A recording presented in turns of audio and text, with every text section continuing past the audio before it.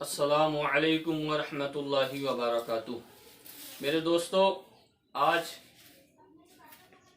روز محشر کی جاں گداز بود، اول پرشش نماز بود کہ حشر کے میدان میں جو بندے سے عمل کے معاملے میں پہلی پوچھ تاچھ ہوگی، جو اس کا حساب و کتاب لیا جائے گا، وہ نماز سے شروع ہوگا۔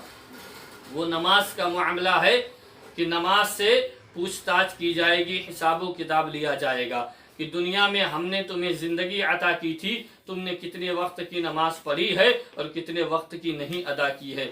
آج اسی نماز کے مسائل میں سے ایک مسئلہ ہم اور آپ سن لیتے ہیں۔ یہ ہم سب کی پریشانی ہے کہ کسی کو سورت یاد نہیں ہے، کسی کو ثنا یاد نہیں ہے، کسی کو درود ابراہیم یاد نہیں ہے، کسی کو تحیات اور تشہد یاد نہیں ہے، اور کسی کو دعائے قنوت یاد نہیں ہے۔ تو اب وہ لوگ نماز کیسے پڑھیں؟ وہ سوچتے ہیں جب ہمیں کچھ معلوم نہیں تو ہم نماز کیسے پڑھیں؟ ہم نماز میں کیا پڑھیں جب ہمیں آتا ہی نہیں ہے؟ اور یہ تصور کر کے، یہ سوچ کر وہ نمازوں کو قضا کرتے ہیں، نماز نہیں پڑھتے ہیں۔ نہیں میرے دوستو، ایسا نہیں ہے۔ حضرت مولا المومنین مولا المسلمین حضرت علی مرتضیٰ فاتح خیبر ارشاد فرماتے ہیں کہ جس طرح ہو تم رب کی بارگاہ میں اپنے سر کو جھکایا کرو، کیونکہ رب کو یہ ادا بہت محبوب اور پسند ہے کہ جو بندہ رب کی بارگاہ میں اپنے سروں کو یا اپنے سر کو جھکاتا ہے۔ میرے دوستو، جن کو یاد نہیں ہے وہ یاد کرنے کی کوشش کریں، جن کو نہیں علم ہے وہ علم حاصل کرنے کی کوشش کریں، اس لیے کہ علم حاصل کرنے کے لیے عمر کی کوئی قید نہیں ہے۔ جس عمر میں حاصل کیا جائے، اللہ تمہیں ہمیں سب کو اسی عمر میں ثواب عطا فرمائے گا۔ یہ کوئی ضروری نہیں ہے کہ اگر ہم بچپن میں قرآن کریم نہیں پڑھ پائے، بچپن میں ہم دینی تعلیم حاصل نہیں کر پائے تو ہم اور آپ جوانی میں نہ کریں، بڑھاپے میں نہ کریں۔ نہیں، جس عمر میں ہو سکے علم دین حاصل کرو، اس لیے کہ علم دین حاصل کرنا ہر مسلمان مرد اور عورت پر فرض ہے کہ جس سے وہ اپنے دینی کام نکال سکے، اپنے دینی معاملات خود حل کر سکے، یعنی نماز و روزہ، حج و زکوٰۃ کے مسائل، ان کے معاملات خود جان سکے۔ لہٰذا ہم اور آپ یہ علم دین حاصل کرے، اس میں عمر کی کوئی قید نہیں ہے، شرم و عار نہیں ہے کہ ہم نے بچپن میں نہیں پڑھا، جوانی میں کیسے پڑھے۔ نہیں میرے دوستو، واقعہ ہے حضرت امام اعظم ابو حنیفہ جو آج ہمارے امام ہیں اور زمانے کے مقتدی، جن کا ائمہ اربعہ میں پہلا 1 نمبر آتا ہے، ان کی تاریخ آپ پڑھ لیجئے کہ آپ نے علم فقہ اور علم دین حاصل کب کیا تھا۔ بہرحال گفتگو لمبی ہو جائے گی، میرا کہنے کا مقصد یہ ہے کہ ہم اور آپ تو 5 رکعت، 5 نمازیں جو فرض ہیں، ان کی جو فرض نمازیں ہیں وہ جماعت کے ساتھ پڑھیں، امام کے پیچھے پڑھیں، اور رکوع سجدہ میں جو پڑھنا ہے وہ پڑھیں، تو وہ تو ہماری نماز ہو جائے گی۔ لیکن اب جن کو کچھ نہیں آتا، یعنی نہ ان کو سورت یاد ہے، نہ ثنا یاد ہے، نہ تشہد یاد ہے، نہ درود شریف یاد ہے، تو وہ باقی کی اپنی سنت، نوافل اور وتر کی نماز کیسے پڑھیں؟ اب یہ مسئلہ آتا ہے۔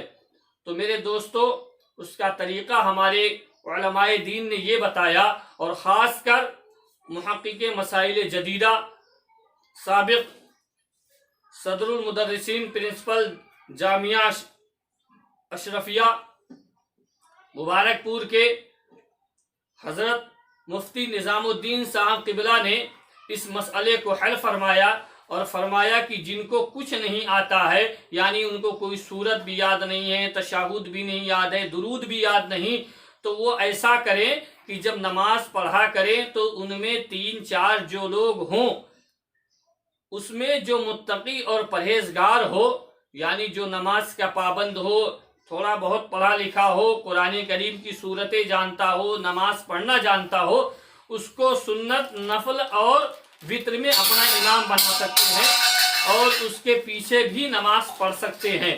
لیکن یہ اس حالت میں ہے جب تک یاد نہیں ہوتا ہے، جب تک آپ یاد نہیں کرتے ہیں۔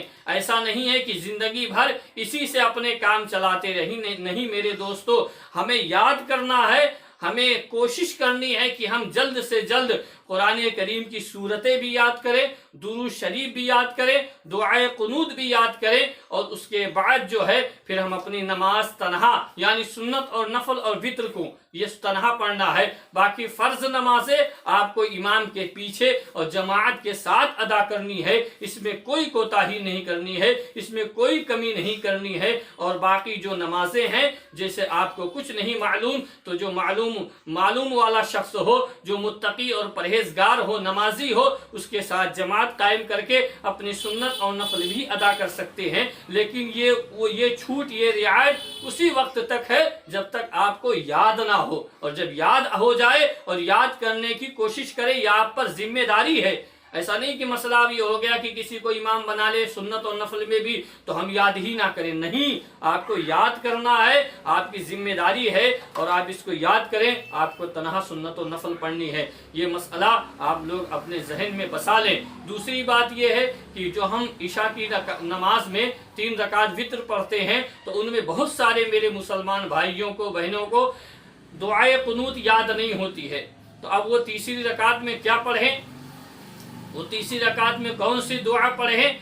तो मेरे दोस्तों, हमारे बुजुर्गों ने फरमाया कि जब हम अलहम्दु पढ़ के, कुल हु अल्लाह पढ़ के, और जब हम कान तक हाथ उठाते हैं, उसके बाद हम दुआए कुनूत पढ़ते हैं। तो अगर हमें याद नहीं है दुआए कुनूत, तो हम उसके बाद कुरान करीम की चाहे वापस कुल हु अल्लाह या दूसरी कोई सूरत पढ़ सकते हैं और हाथ उठा के अपनी नमाज पूरी कर सकते हैं। इसलिए कि ये वाजिब है और ये हमें करना है। अब दुआए कुनूत जब तक याद नहीं तब तक, लेकिन दुआए कुनूत अगर याद करें या कोई और दुआ याद हो तो वो दुआ भी आप पढ़ सकते हैं। लेकिन बेहतर यही है कि दुआए कुनूत ही पढ़ा जाए, क्योंकि मेरे हुजूर सल्लल्लाहु अलैहि वसल्लम से हदीस पाक में इसी दुआ को रिवायत किया गया और बताया गया है, और हमारे बुजुर्गों का भी यही मामला रहा है, हमारे बुजुर्गों का भी यही अमल रहा है। लिहाजा इस दुआ को भी याद करें, और जब तक याद ना हो सूरे अहद यानी कुल हु अल्लाह के बाद कोई भी सूरत पढ़कर और अपनी तीसरी रकात यानी वित्र की नमाज मुकम्मल करें। लेकिन इसको भी याद करने की कोशिश करें, इसलिए कि ऐसा नहीं है कि कोई रियायत दे दी जाए तो बस अब उसको याद ना करें। नहीं मेरे दोस्तों, इल्म हासिल करते रहे। ये इल्म जो है ये समंदर है, इसमें जितना गोता लगाएंगे, जितना हम इसमें डूबेंगे, उतनी ही ज्यादा हम मोतियां उससे लेकर आएंगे, उतने ही ज्यादा हम फवाइद हासिल करेंगे, फायदे हासिल करेंगे।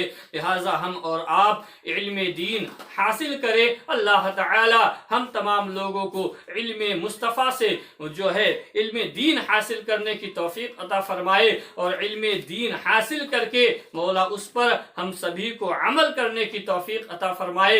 इल्म दीन आम हो, ये हम सब की कोशिश रहे। अल्लाह ताला इन नेक बातों को सुनकर मौला इस पर तौफीक अमल करने की तौफीक अता फरमाए, और आप हजरात इस बात को आगे भी अपने दोस्त और अहबाब में भी शेयर करें, क्योंकि अच्छी बात सुनकर उस पर अमल करना ये सवाब का काम है, और दूसरों तक पहुंचा देना, अगर उसने भी अमल किया तो उसे भी सवाब मिलेगा, और पहुंचाने का, भेजने का आपको भी सवाब मिलेगा। अल्लाह ताला हम तमाम लोगों को मजहब व मसलक पर कायम व दायम रखे। मौला नेक और अच्छे काम करने की तौफीक अता फरमाए। अस्सलामु अलैकुम व रहमतुल्लाहि व बरकातुहू।